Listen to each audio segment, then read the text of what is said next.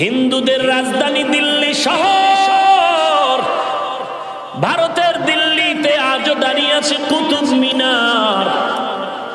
কোন কুতুবের নামে সে মিনার দাঁড়ানো আছে আজ দিল্লি শহরে? ওলি কামেল কুতুবুল আলম আল্লামা কুতুবউদ্দিন বখতিয়ার কাকির নামে কুতুব মিনার। কেমন কুতুব তিনি বলবো কি?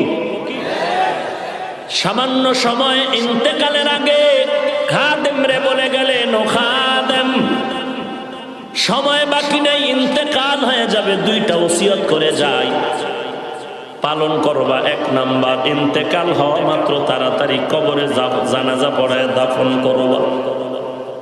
কারণ নবীজির হাদিস হলো, মাইয়েতের উপরে রাখবা না, বেশিক্ষণ রাখলে মাইয়েতের কষ্ট হবে। আমরা করি উল্টা, বরফ মার, মেডিসিন মার।